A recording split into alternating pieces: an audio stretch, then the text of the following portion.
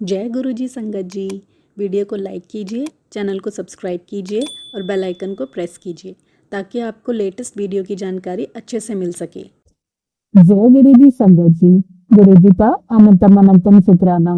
गुरुजी के चरण कमलों में कोटि कोटि प्रणाम और गुरुजी की प्यारी प्यारी संगत को जय गुरुजी।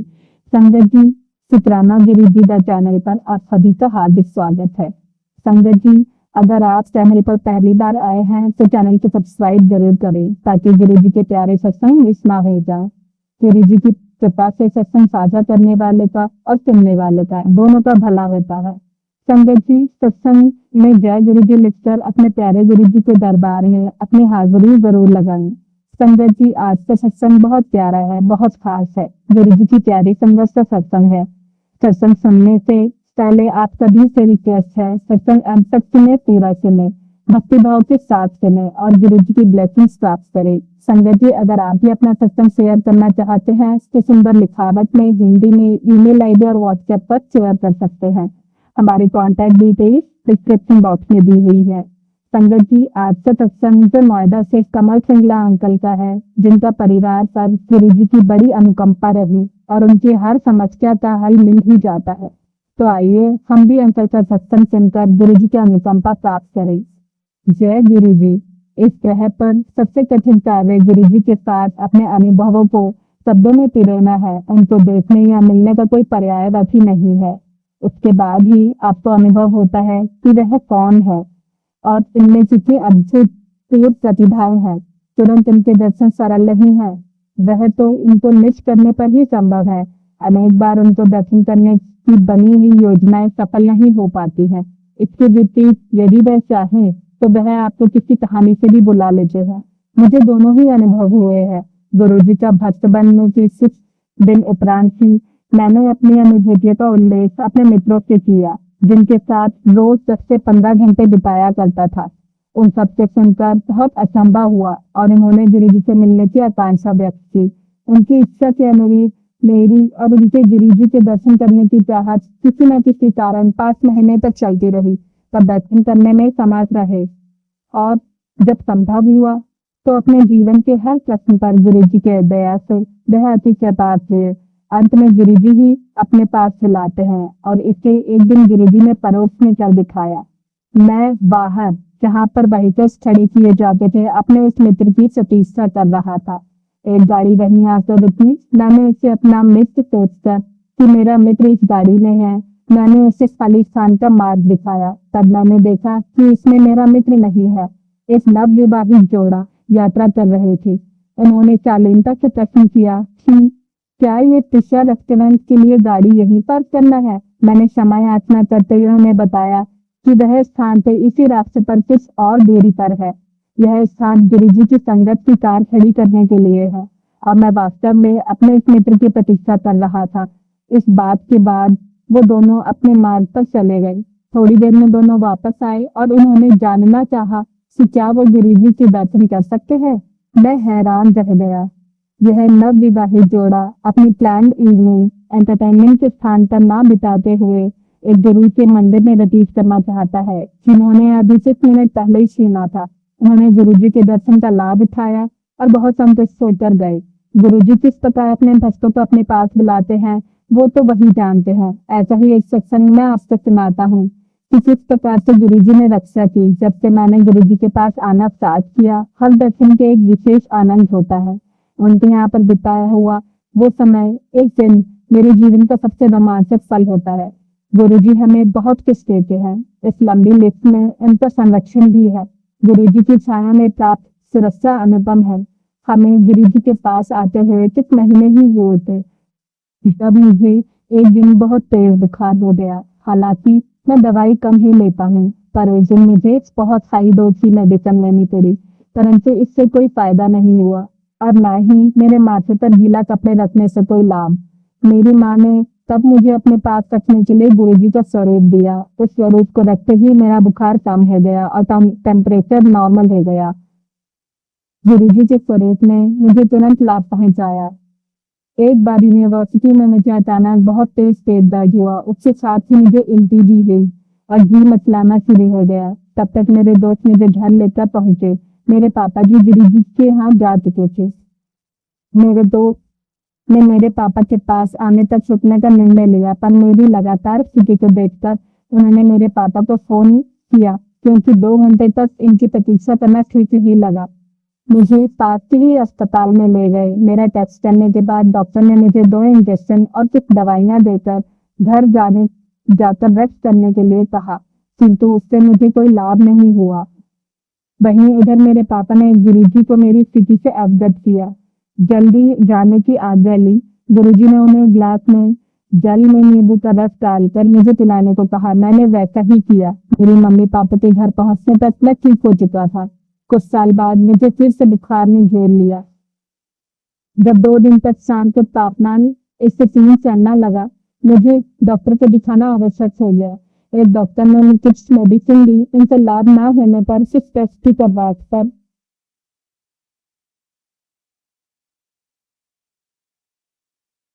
मेरे मम्मी पापा के घर पहुंचने तक मैं ठीक हो चुका था। कुछ समय बाद मुझे फिर से बुखार ने घेर लिया। जब 2 दिन तक शाम के तापमान 103 डिग्री चढ़ने लगा, मुझे डॉक्टर को दिखाना आवश्यक हो गया। एक डॉक्टर ने कुछ मेडिसिन दी। इनसे लाभ ना होने पर कुछ टेस्ट भी करवाए, पर उनका भी कोई रिजल्ट नहीं आया।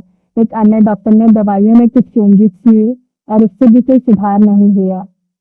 और 1 वीक बाद मेरे पापा ने गुरुजी को बताया, तो उन्होंने कुछ हरी मिर्ची दी। उनका सेवन करते ही कुछ घंटे में मेरा बुखार उतर गया। वही बुखार कितनी सारी दवाइयां खाने के बावजूद भी नहीं उतरा था। गुरुजी की दया के अलावा और किसी से संभव नहीं था। गुरुजी को सबसे भूत और वर्तमान का ज्ञान है।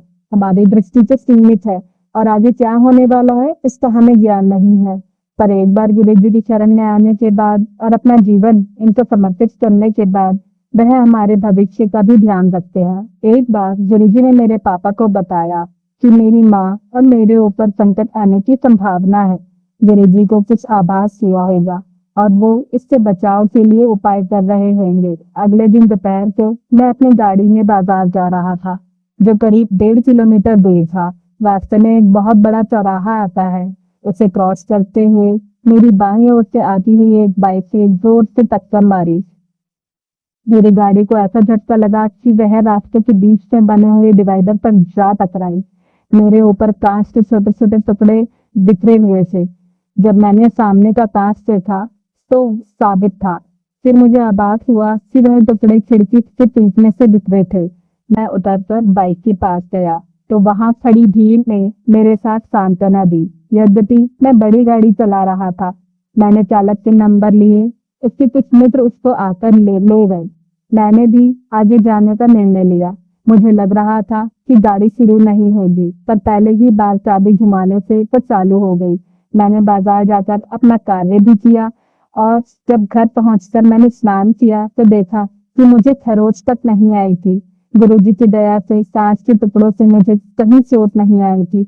उस शाम को जब हम एक संबंधी की गाड़ी में गुरुजी के पास पहुंचे तो गुरुजी ने मेरे पापा को कहा कि वह चिंता ना करें, केवल गाड़ी ही डैमेज हुई है और यह ध्यान देने की योग्य बात है कि बेटे को कोई खरोच तक नहीं लगी है।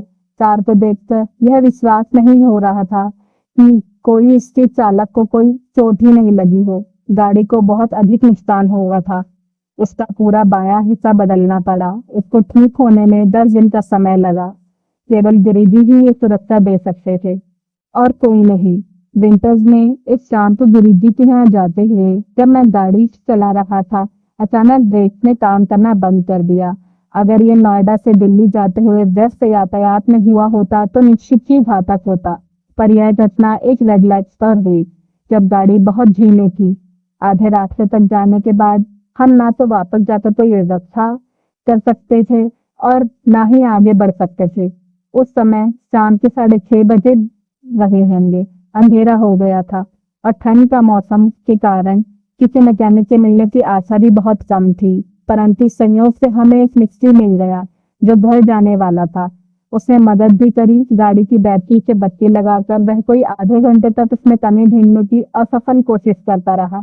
अंत में मेरी बहन ने गुरुजी से विनती की कि जिससे हम उनके दर्शन में और देर ना हो जाए। उसी समय गाड़ी की खराबी का पता लग गया और गाड़ी जल्द ठीक हो गई। और हम गुरुजी के दर्शन की राह पर चल पड़े। जब हमने गुरुजी के दर्शन के लिए जाना शुरू किया था, तब मैं गाड़ी चलाना सीख रहा था, पर कभी भी नोएडा को क्रॉस नहीं किया था। हालांकि मेरे पापा दोनों दिशाओं में गाड़ी चलाते थे। यह नोएडा और दिल्ली की ट्रैवल में दिशा में 15 किलोमीटर से ज्यादा का रास्ता था। उनको एक बार किसी काम से पंचकुला जाना पड़ा और हमारे पास उनके वापस आने तक गुरुजी के पास जाने का कोई ऑप्शन नहीं था। मैं हिचक रहा था। मम्मी और बहन के प्रोत्साहन पर जब मैंने पापा से अगले दिन गुरुजी के पास गाड़ी में जाने की आज्ञा मांगी, तो उन्होंने तुरंत हाँ भर दी। अगले दिन जब मैं मम्मी और बहन के साथ गाड़ी निकाल रहा था, तो हमें जहां बहन बैठी हुई थी, अचानक गुरुजी की उपस्थिति का आभास हुआ। उस दिन जब तक मैं गाड़ी चलाता रहा, गुरुजी की उपस्थिति बनी रही। लौटते हुए भी यही हुआ। जैसे ही गाड़ी को घर पर खड़ा किया, उनकी सुगंध लुप्त हो गई। गुरुजी अपने भक्तों का इतना ध्यान रखते हैं, उनके पास जाते वह उनकी उपस्थिति न केवल उनकी दया और प्रेम के सूचक थे, उन्होंने हमारी रक्षा की। ऐसे एक बार जब हमने गुरुजी के पास आना शुरू किया ही था, तब मैं 10th क्लास में था। मैंने 12th क्लास साइंस स्ट्रीम के साथ पूरी की थी। विचार यह था कि इस साल में इंजीनियरिंग स्ट्रीम के एंट्रेंस एग्जाम के लिए स्टडी करूंगा। साथ ही मैंने दिल्ली यूनिवर्सिटी ग्रेजुएशन में भी एडमिशन ले लिया। इस समय मैंने कुछ परीक्षाओं में अनुभव हेतु बिना पढ़े सेहत में भी किया। रिजल्ट इस लेवल के नहीं थे कि मुझे नोएडा या आसपास के स्कूल में एडमिशन मिल सके, और मैं घर से दूर रहकर पढ़ना नहीं चाहता था। कुछ स्कूल में कांटेक्ट करने पर उन्होंने ओवरसीज इंडियन स्टूडेंट्स वाले स्थान लेने का सुझाव दिया, जिनके लिए अत्यधिक व्यय होता है। अतः मैंने एक साल अध्ययन कर तैयारी करने का निश्चय किया। कुछ महीने बीत गए, क्योंकि कुछ स्थान अभी भी खाली थे। कुछ राज्यों के छात्रों के लिए विशेष प्रवेश परीक्षाएं हुई, परंतु इसमें भी वही प्रवासी भारतीय छात्र वाली कहानी दोहराई जा रही थी। एक दिन गुरुजी ने मेरे पापा को बुलाया और कहा कि तुम्हारे बेटे को एडमिशन मिल गया है, खुश रहो। मेरे पापा को इस कथन का अर्थ समझ में नहीं आया, पर फिर भी उन्होंने गुरुजी का धन्यवाद किया और घर आ गए। अगले दिन मेरे पापा ने मेरे स्कूल से घर लौटने पर मुझे पूछा कि क्या मैं ग्रेटर नोएडा में एक इंजीनियर कॉलेज में पढ़ना चाहूंगा। उस दिन 12 नवंबर थी और एडमिशन 8 नवंबर को बंद हो चुके थे। इमोशनल होकर मैंने तुरंत हाँ कर दी। मैं अपने पापा के साथ इस यूनिवर्सिटी के ऑफिस में गया और सारे कागज दिए। मुझे अगले दिन कक्षाओं में आने को कहा गया। वापस घर आते हुए मेरे पापा ने मुझे पूरी बात बताई, कैसे सुबह उनके मित्र ने उन्हें फोन पर करके तुरंत यूनिवर्सिटी के ऑफिस में उनको बुलाया। जब मेरे पापा वहां गए, तो उनको एक फॉर्म भरवाकर गुजरी हुई तारीख का चेक देने को कहा गया। कुल राशि मात्र 23,000 थी, जिसमें से 18,000 फीस के थे और बाकी सिक्योरिटी के लिए थे। उस स्थान पर सबसे कम वह था और हमें घर से बुलाकर एडमिशन दिया गया था। तब मेरे पापा को गुरुजी की कसम का अर्थ समझ आ गया। ऐसी है गुरुजी की माया। संगत जी, प्रत्येक व्यक्ति जो गुरुजी के पास आता है, उसे गुरुजी की दयालुता किसी न किसी रूप में अवश्य प्राप्त होती है। ऐसे ही मेरे कुछ दोस्त आकाश, नरेश और अशोक बहुत अच्छे मित्र हो गए थे। कुछ शुरुआत बाधाओं के बाद इनको गुरुजी के दर्शन हुए, इनके श्री चरणों में स्थान मिला और कुछ अद्भुत अनुभूतियां हुई। हमारी यूनिवर्सिटी में 6 महीने में सेमेस्टर होते थे और फेल होने पर 1 साल के इंटरवल के बाद उस सत्र की परीक्षा हम दे सकते थे। परंतु यदि पास होने के लिए 10 अंकों तक की आवश्यकता होती थी, तो वह दे दिए जाते थे। नरेश के 12 नंबर कम थे, तो रेस के अकॉर्डिंग इसे 1 साल की हानि होनी थी। 1 महीने इसे बहुत परेशान होना पड़ा, क्योंकि इसे अगली कक्षा में आने की अनुमति नहीं मिली। एक दिन उसने गुरुजी से सहायता के लिए प्रार्थना की और ऐसे करते करते सो गया। जब वह सोकर उठा, तो वह अपने सपने को लेकर खुश तो था, पर असमंजस में था। उस समय तो इसने हमें कुछ नहीं बताया। अगले दिन न्यूज़पेपर में यूनिवर्सिटी काउंसिल की मीटिंग में हुए निर्णय छाप, जिसमें उन सब छात्रों को 4 वर्ष में एक बार 15 नंबर देने का निश्चय लिया था। इस प्रकार नरेश का वह 1 वर्ष बच गया। तब उसने वो सपना हमें बताया। सपने में उसकी मम्मी उसे गुरुजी के पास ले गई और नरेश की अशांति से अवगत कराया। गुरुजी ने उसको चिंता मुक्त रहने को कहा। यह सपना काउंसिल की मीटिंग से कुछ देर पहले ही आया था। उसके बाद मीटिंग में निर्णय निश्चित ही गुरुजी के हस्तक्षेप में लिया गया होगा। हर सेशन में एग्जाम से पहले हम गुरुजी के दर्शन की अभिलाषा रखते थे। अपने परिवार के कारण इनके दर्शन सरलता से कर लेता था, परंतु मेरे मित्रों को उनके दर्शन के लिए बहुत प्रयास करने पड़ते थे। आकाश पर गुरुजी के दर्शन से विशेष प्रभाव होता है। दर्शन के बाद वह अपने सब सब्जेक्ट में पास हो जाता था, और अगर दर्शन ना हो पाते तो वो एक या उससे अधिक सब्जेक्ट में रह जाता था और उनमें फिर परीक्षा देनी पड़ती थी। गुरुजी की कृपा से स्कूल से निकलते ही अशोक एक अति प्रसिद्ध कंपनी में कार्यरत हो गया। वहां पर उसका ट्रेनिंग 1 साल का था। उस अंतराल के बाद वह अति उत्सुकता से अपने परमानेंट होने की प्रतीक्षा कर रहा था, परंतु जब 3 महीने भी बीत गए, जरूर से परमानेंट नहीं मिली, तो गुरुजी के पास 14 अप्रैल को आया। उसने गुरुजी के दर्शन कर प्रसाद लिया और चला गया। नेक्स्ट वर्किंग डे उसे अपने परमानेंट होने की सूचना प्राप्त हो गई। वास्तव में गुरुजी अपने आशीर्वाद से सब संभव कर देते हैं। ऐसे ही मुझे तीसरी मिड टर्म सेशन में एक विषय में 25 अंकों के स्थान पर केवल 18 अंक मिले थे। यह शॉकिंग न्यूज थी, क्योंकि परीक्षा के बाद जब मैंने अपने अंक जोड़े थे तो मुझे आसानी से पास हो जाना चाहिए था। यह मैंने अपने पेरेंट्स को भी नहीं बताया था, और साथ में यह भी कह दिया था कि यदि इस समय मेरे केवल 18 अंक आए तो हो सकता है मैं इस सब्जेक्ट में कभी भी पास नहीं हो पाऊंगा। मेरे पापा ने जब यह बात गुरुजी को बताई तो उन्होंने निरीक्षण का आवेदन करने की सलाह दी। नेक्स्ट डे मैंने वही किया। उससे अगले दिन कॉलेज में किसी स्टूडेंट के अंक के बदल जाने की सूचना थी। मैं तुरंत इसे टीचर के पास गया, तो मेरा नाम सुनकर उन्होंने कहा कि अब मेरे मार्क्स बदलकर 54 हो गए थे। मैंने खुशी खुशी पुनः निरीक्षण का आवेदन वापस ले लिया और गुरुजी का हार्दिक धन्यवाद किया। बाद में हमें पता लगा कि पूरे राज्य में जहां लगभग 120 के आसपास यूनिवर्सिटी है और प्रत्येक में केवल 100 के आसपास स्टूडेंट हैं, केवल 6 स्टूडेंट के मार्क्स बदले हुए थे। गुरु कृपा से मैं अत्यंत भाग्यशाली था।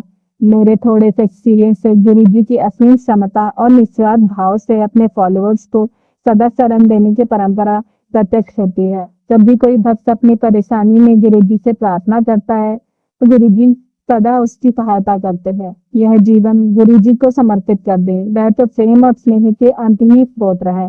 प्रार्थना करता हूँ क्योंकि दयालुता सदा हम पर बनी रहे और वह हमें सदा अपने चरणों में स्थान देते रहे।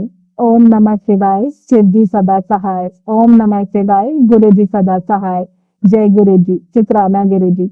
संगत जी, आज का दूसरा सत्संग हम राजस्थान से एक आंटी का सुनेंगे जो अपना नाम गुप्त रखना चाहती है। आंटी ने अपना सत्संग हमें व्हाट्सएप पर रिकॉर्ड करके भेजा है। तो चलिए संगत जी सुनते हैं आंटी जी का प्यारा सत्संग। जय गुरु जी। शुक्राना गुरु जी। अनंतम अनंतम शुक्राना गुरु जी। मैं जयपुर से अपना शुक्राना सत्संग शेयर कर रही हूँ। अभी 20-25 दिन पहले की बात है। मेरे राइट चेस्ट के अंदर पेन महसूस हो रहा था मुझे। मैंने जब देखा तो उसमें एक छोटी सी गांठ महसूस होने लगी। मैं डॉक्टर के पास गई और डॉक्टर को चेकअप कराया।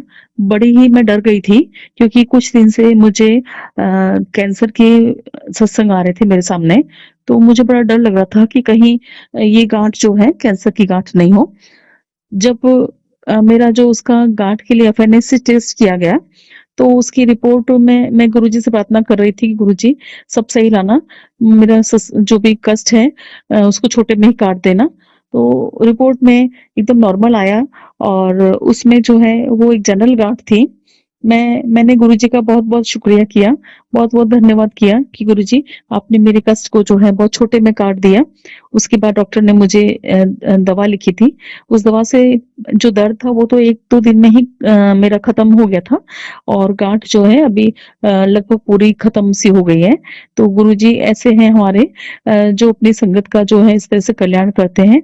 और मेरा गुरुजी से ये अरदास है कि अपनी सारी संगत पर ऐसे ही अपनी मेहर बनाए रखें, अपना कल्याण करते रहें सारी संगत का। और जो अंकल आंटी जी मेरा सत्संग शेयर कर रहे हैं उनका भी बहुत बहुत कल्याण करें गुरुजी। जय गुरुजी। शुक्राना गुरुजी। अब मैं मंत्र जाप के साथ अपने सत्संग को विराम दूंगी। ओम नमः शिवाय। शिव जी सदा सहाय। ओम नमः शिवाय। गुरु जी सदा सहाय। ओम नमः शिवाय। शिव जी सदा सहाय। ओम नमः शिवाय। गुरु जी सदा सहाय।